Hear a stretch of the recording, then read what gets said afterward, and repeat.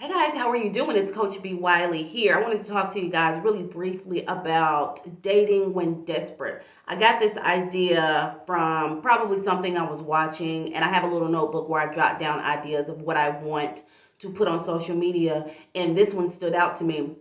A lot of women these days, and I'll say specifically women, men can be desperate too. We can all be desperate. However, specifically when it comes to women, when we get a particular age, if we haven't had children, if we think that we've been single for X amount of days, years, months, whatever, we can start to get desperate. We can start to get thirsty. If you see my previous videos, I talk all about how I used to be desperate AF when it came to men, and only did I graduate out of that stage when I took time out, quit dating, period, for a very long time, and then went back in and started dating, and I got different results. So if you're watching this, if you know someone who's watching this, or if you feel like you're the desperate one, or if you're looking at your homegirl like, girl, you are so desperate, like, stop, then I need for you to understand that you can't expect what you're not giving to yourself. So you can't go out here in the dating pool and expect to be aligned with the young brother who will treat you right, respect you, love for you, care on you,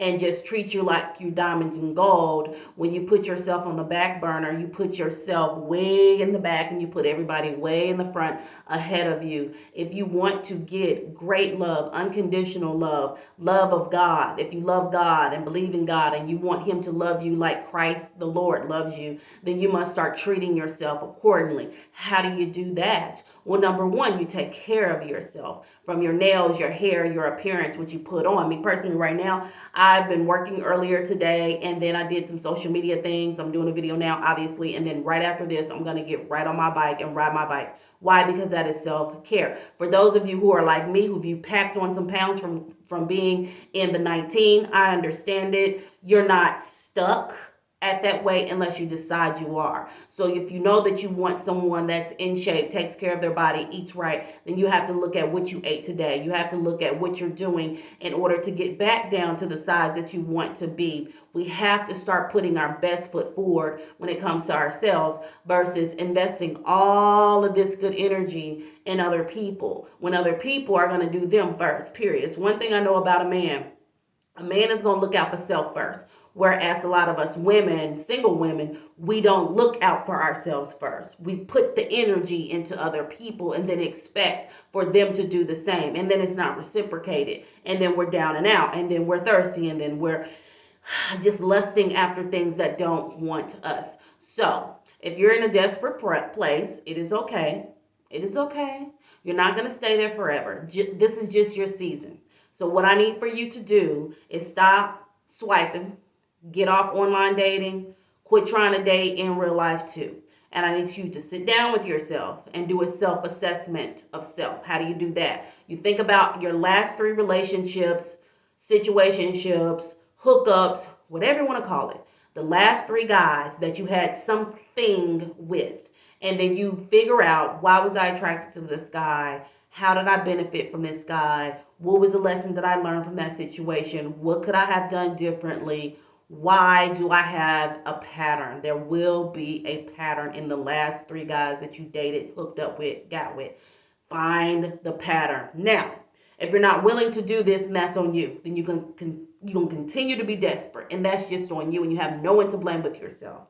However, if you're willing to take a pause for the cause, sit yourself aside, do your self-assessment, go back through those last 3 guys that you dated, jot things down about the good and not so good. Because just because you're desperate doesn't mean you're going to attract someone that's just all bad. No, typically with all of us, we have great qualities and we have not so great qualities. It's on us to master the good and the not so good. And we most likely would like to have the good stuff to outweigh the not so good stuff. So you sit down with your list and you think back. Now you're like, well, what in the world? I see a pattern here of me liking self-invested, self-absorbed men. What is that about? Me always wanting a guy that's obsessed with himself. And then you got to take it back even a step further. Think about the relationships that you witnessed when you were a child. It always goes back to childhood. I'm telling you it does. So think about your relationship with your mother and your father. That right there, those 2 relationships. What were those relationships like? Go back through that. Now that we got that set up, now it's like, okay, what can I do differently in order to get out of my desperation? Why am I always talking bad about myself? Even when I act like it's a joke or being sarcastic. Why am I set up that way to tear myself down versus build myself up? Why do I get out of bed every day and not care about what I look like? Why don't I go and get my ends clipped? Why haven't I got my feet and my nails done? Why haven't I gotten rid of this acne on my face? Why do I just go along to get along and try to blend in the wallpaper when I go out in public because I don't want to be seen, but then I do want to seen because I do want a man? Like, you got to think about these things. So whatever it is that's got you feeling down and out and desperate, thirsty, swiping, reaching out, shooting your shot, and doing all these tricks to try to get a man's attention, I need for you to stop this, go back, self-assess, regroup, get yourself together. And this isn't going to be something that you can just do in a week. If you're serious, like I was serious, because I was plumb dumb as they come, and I had to take out years. And that was for many reasons. I took out like a year or so, and then I put myself back in to test the waters, and I found out I was still plumb dumb and desperate. And then I can't. And so I stepped out again, stepped back, and then I went back in again. I was like, you're doing good, but it's this one little thing. So I went from being in outer space, not having a clue when it comes to dating and being desperate and thirsty and all those things and naive, to where I would test myself because I got to know myself. And I challenge you to get to know yourself. Who are you? What do you want? What are your deal breakers? What makes you happy? What do you need in a relationship? Excuse me. And why do you keep going after things that don't want you? These are the questions. These are the first introductory questions in this desperation dating walk. So do what I said. You go back with the three guys that you dated. You go back to your parents in that relationship. You look at yourself. Look at yourself from the outside in. How are you taking care of yourself from the inside out? Work on that. Then you want to say, hey, what else can I do? And then if you trust yourself, put yourself out there. Take yourself back out of the dating pool if you're starting to be desperate. This is a process. In order to get you from desperate to desirable, it is a process, and you cannot rush the process, and you cannot skip steps in the process, and you cannot be impatient with the process, and you cannot look at me and say, I don't know what I'm talking about because I don't know you. Well, yes, I do.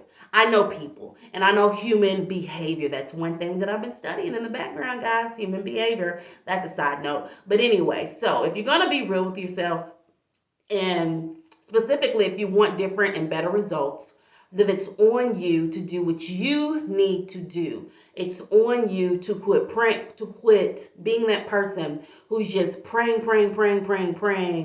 and then expecting God to just be this wizard and just do all these things to bring you your guy. But when you get the guy, you're so desperate and exciting and panting at the guy that you run him off because he's just like, what's wrong with her? Like, why is she so desperate? So do yourselves a favor. Stop being desperate. Go take a look at my TikTok.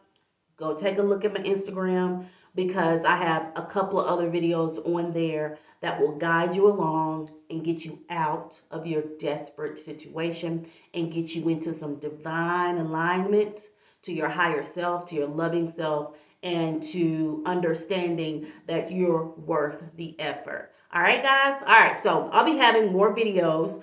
I'm going to start again doing multiple videos. At first, when I was doing a bunch of videos a week, 6 videos a week, can y'all believe it? It's been a long time since I've done that. But when I honestly didn't think anybody was watching my videos. I just didn't.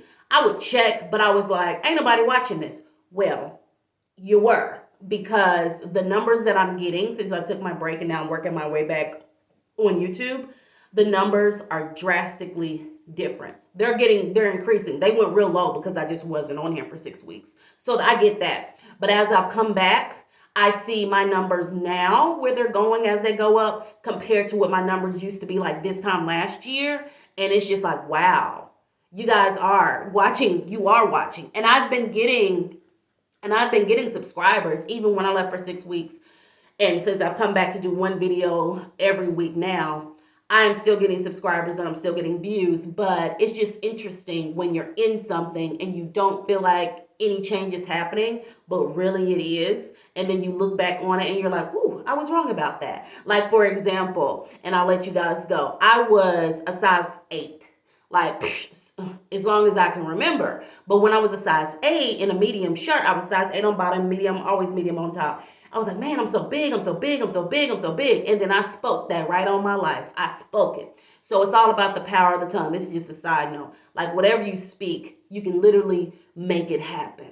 So if you're going to speak about something, why not it be great? Now I say I'm a skinny living legend. I say that every day, all day. And guess what? I'm eating my vegetables. I'm getting on my bike. I'm sitting in my sauna. I'm lifting my weights and I'm feeling a lot better. I'm not so inflamed. I'm not so bloated. I'm not feeling so big like a freaking Humpty Dumpty. Now this is going to be a process, but as long as I keep going, I will get the results just like you. As long as you keep going and whatever it is, you know, you need to take care of without stopping, no matter what, you can do it. Even when you don't see no results and you think you don't see, I'm telling you, stuff is happening. You just don't see it. But when you do, it's going to be on the other side and you're going to be so excited that you didn't give up. So the moral of the story is don't be desperate, don't give up. All right, guys, it's Coach B. Wiley. If you made it this far, thank you so much. Give me a thumbs up on my video. Feel free to subscribe. Outside of that, I'll be back with more videos this week, the next week, and the week after that. All right, guys, talk to you later.